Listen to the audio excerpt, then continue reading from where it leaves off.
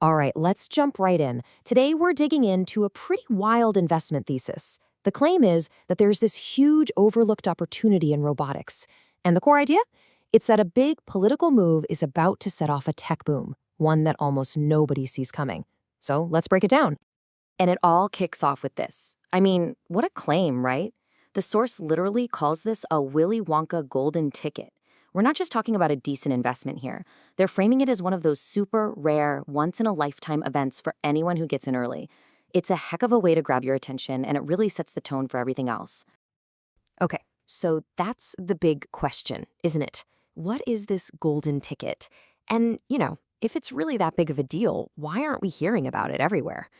Well, the source says the answer is a mix of a few things. Some intense global competition, a little bit of national security drama, and a massive government policy change that's supposedly right around the corner. All right, first things first. To really get what this golden ticket is all about, we've got to zoom out and look at the bigger picture. The source is basically saying this isn't just happening in a vacuum. It's all part of this massive, high-stakes tech race playing out on the world stage.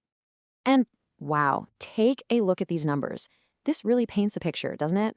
In 2023, China had 4 times as many industrial robots as the US. That's not just some random number on a chart. We're talking about a huge gap in how much stuff can be made, how efficiently it can be done. And that gap, it's pretty much the core of this whole argument.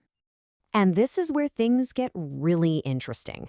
According to the source, this has stopped being just an economic issue. Now, the thinking has shifted. The White House is apparently looking at this robotics gap and seeing it as a straight-up national security threat, a major vulnerability that they feel needs a big, fast response. So that leads us to the real trigger for this whole thesis. The idea is that the US government is about to get involved, and not in a small way. The claim is that a huge intervention is in the works, all designed to slam that gap shut and rocket the US to the front of the pack in robotics.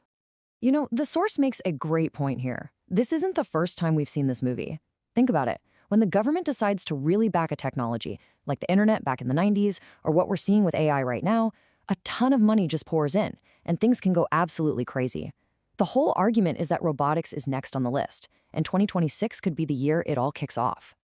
Okay, but what's the actual proof, right? Well, the source points to a few breadcrumbs. There's talk of a potential executive order on robotics in 2026. There are these behind-the-scenes meetings happening with CEOs to, and I quote, hyper-accelerate things. Plus, you've got moves in Congress to bake robotics right into defense bills. So the idea is, if you look closely, you can see all the pieces starting to move into place. So let's say this is all true. The government is about to pour gasoline on the robotics fire. Where does that money go? Well, the source zeroes in on 8 specific industries that could be right in the middle of it all.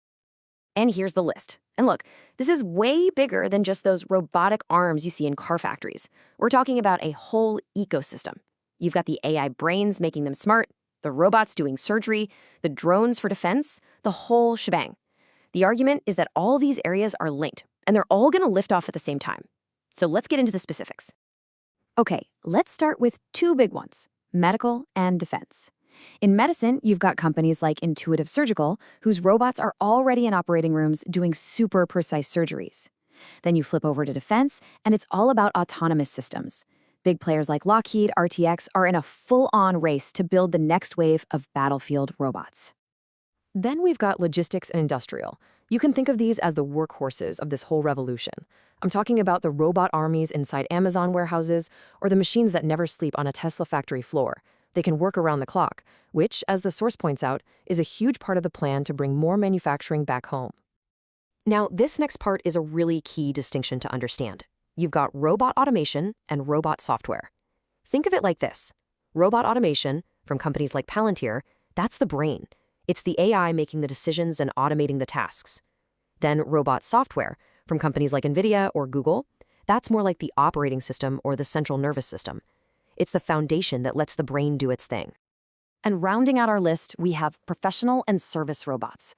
Professional robots are like the highly trained specialists. Think of a drone inspecting a bridge, something that requires a specific skill. And then service robots, well, those are the ones you're probably going to meet yourself. The robot that brings you your dinner or checks you into a hotel.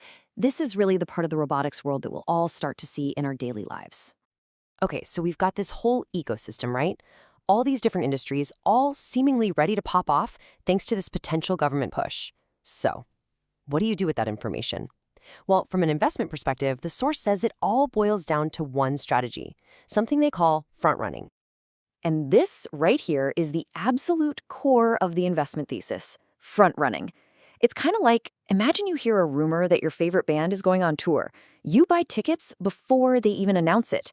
You're betting on the news. The idea is that the smart money moves before everyone else does to get ahead of the hype. By the time the government makes some big, splashy announcement about robotics, the argument goes, the people who saw it coming will have already seen the biggest returns. And that's really the final takeaway from the source. The whole argument is that we're in this quiet period right now. The before, the calm before a potential storm. The entire thesis really just boils down to one thing, trying to see what's coming before it's obvious to everybody else. So it leaves you with a pretty big question to think about. If the best opportunities are always the ones that are hiding in plain sight, maybe now is the time to start paying very close attention.